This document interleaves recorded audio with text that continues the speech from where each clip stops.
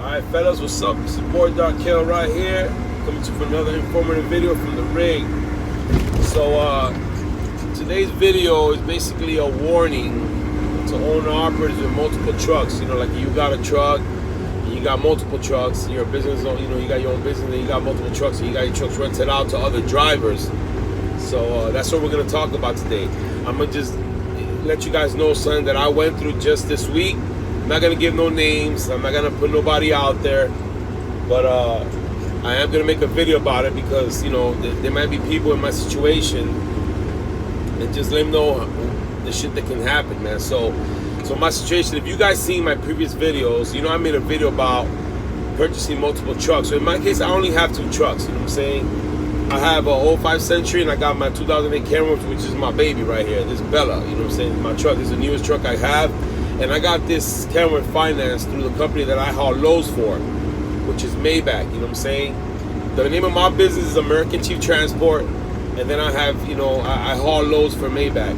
If you guys, by the way, if you're an owner operator and you got your own truck and you're not happy where you're at right now, check them out. Call Maybach International Group. To look them up on Google, and I'm telling you, they got good loads. You make good money there, and they're good people. Anyway, let's get back to the video. So the situation that I had is I had my 05 Century running local.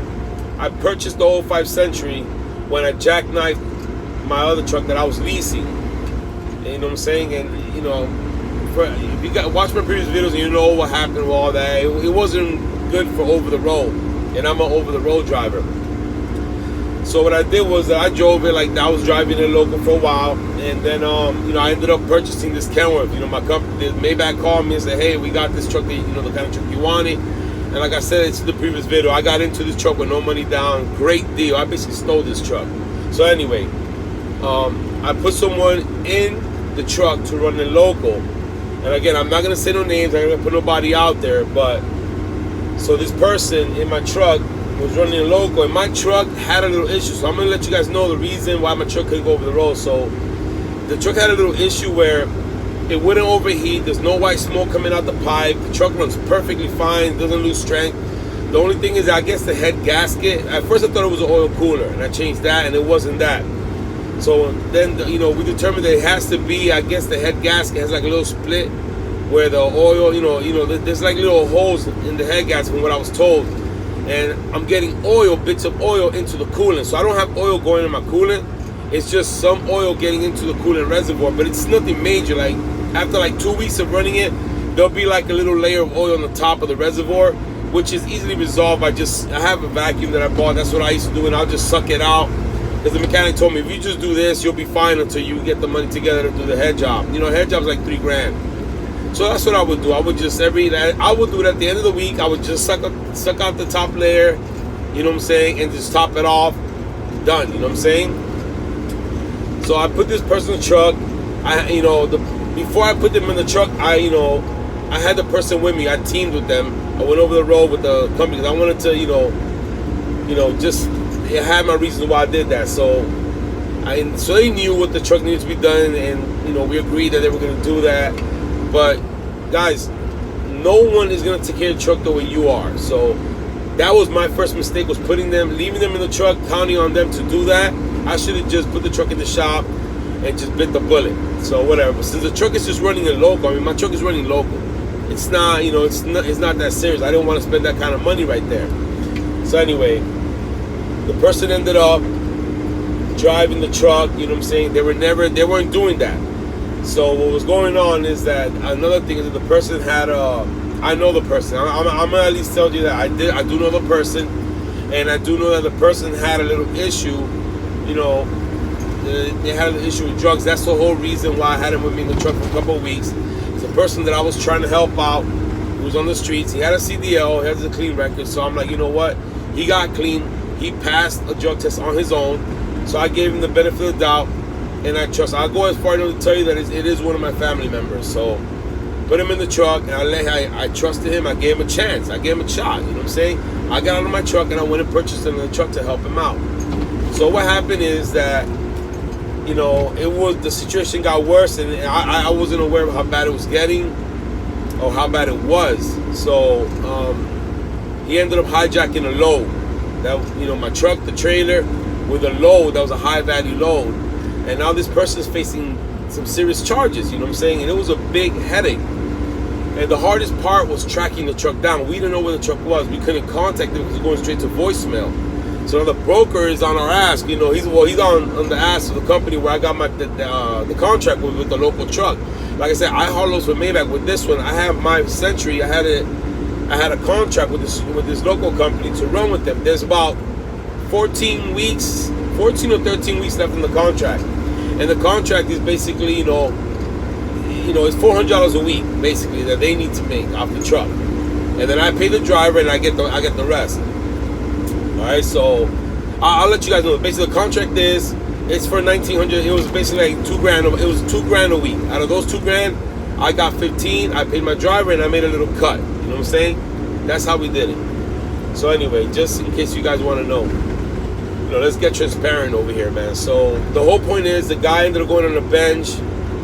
He abandoned my truck. You know, he was supposed to deliver in Riviera Beach, Florida, and he ended up driving. We ended up recovering the truck from Perrine, Florida, which is real down south, like 100 and something miles south. And you know, the truck was missing for about 2 days. And like I said, the hardest part was tracking the truck down. I was able to track the truck down, the location where the truck was, by finding contacts that knew where the person was. And the way I got them to tell me is because I actually told them, look, police is involved. You know where they're at. We already had them on Messenger. We had them send some messages, so we had proof that they knew where they were at. So I basically used it, you know, I basically told them, I said, look, if you guys don't want to give me information, well, I'm going to send the cops there to get information from you. So let's keep it between us. So eventually they did. They didn't give me an address. They gave me just directions. And sure enough, we did find the truck. And so when we find the truck is abandoned on just a side road down there in Perrine, Florida. I'm up in Indiana. I'm over the road. So I had to have, you know, the guy from the local company. He goes down there because it's his trailer with the load in it. He goes down there and you know, he goes down there with a guy to help him, and they recover the truck. And they found the truck. We did contact the person. The person said the reason he didn't deliver the load is because his phone was broken and the truck broke down. You're 100 and something miles south when you deliver. You broke down there, so it's already something fishy. Well, when they did inspection of the truck, when they got there, they found the clamp, the hose clamp that comes right out of the reservoir in the bottom. It was on the floor, and you could tell it was twisted off. Like someone twisted it off. If you know those metal clamps, when they go bad, they open up. They don't just. It was always that someone twisted it off. They didn't have the tool to let loose the nut, so they just probably had a plier or something. They just twisted it off, and what they did was that they popped it off from the bottom of the reservoir. They let all the coolant that was in there out, put it back, and they topped off. They filled my whole reservoir with oil. And again, the reason they did that is because they knew that my truck had a little situation, so they tried to use that as an excuse. And then they broke one of the wings on the fan in the front. You know what I'm saying? So they did that as well.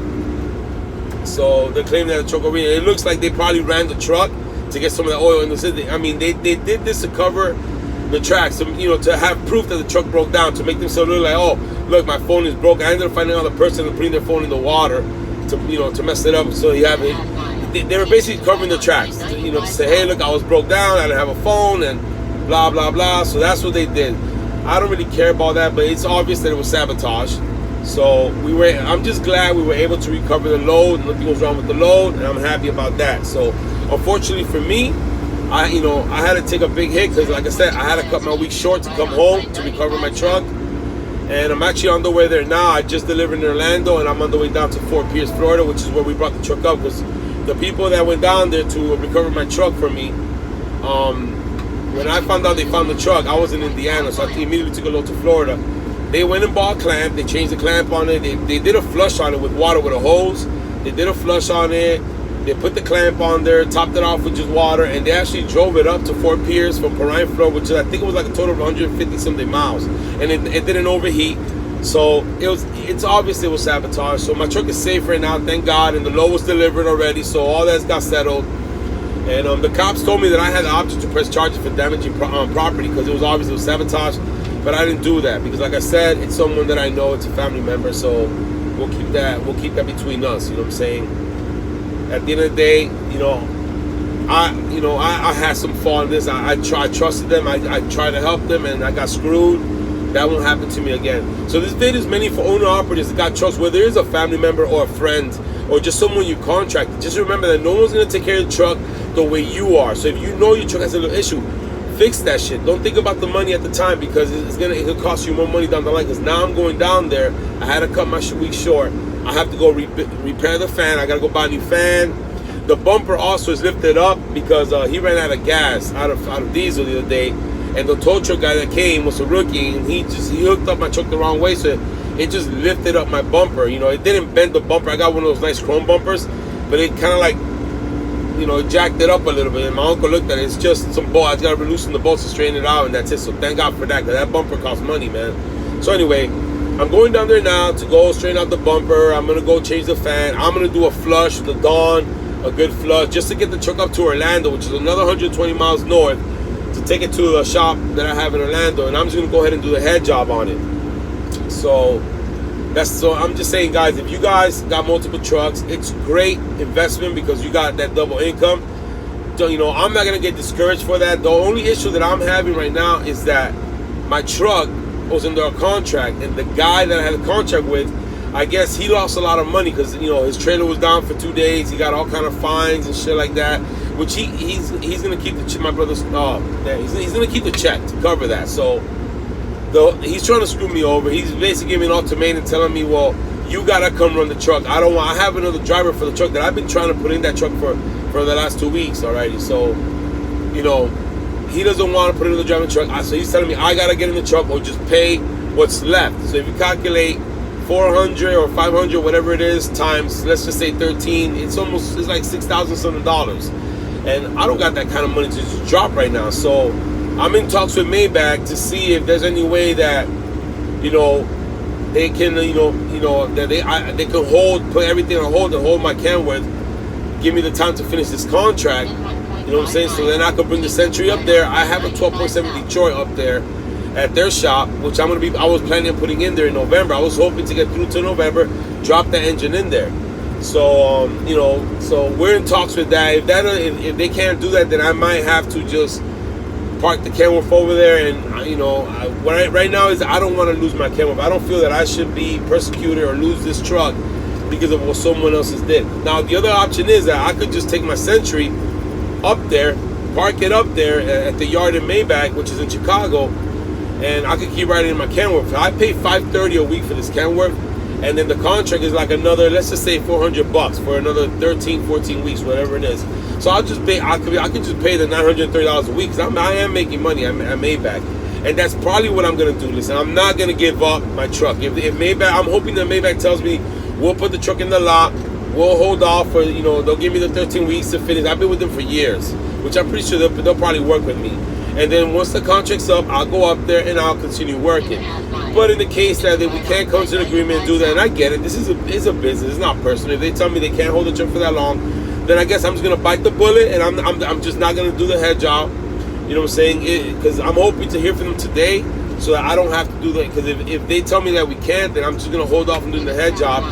I'm gonna tow the truck up there. I'm gonna rent that hook and tow my truck up there myself to Maybach, and and I'm just gonna keep working the Kenworth, and I'll just keep working the Kenworth off and save up the money, and I'll throw that 12.7 Detroit once, because they're telling me if I get the truck up there, we'll throw the engine in there, and then they'll help me find someone to put in the truck, or I'll hire someone else, put someone in the truck. So that's what it is, guys. We're gonna make this a vlog. I'm already in the 14 minute. I don't like making long videos, but this video, I just felt I had to share this with you guys.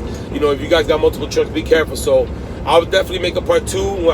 When I get to the yard, I'm gonna be taking pictures and making videos of the truck, what it looks like. I'll show the new fan, how it looks when it's broken, and all that stuff. So I'll keep you guys posted and let you know what's going on. So I'm gonna go ahead and end this, because I don't want to go into I don't like making these real long videos. So that's what it is. Your boy Dark Renaz on truck recovery mode, and I'll keep you guys posted. Peace.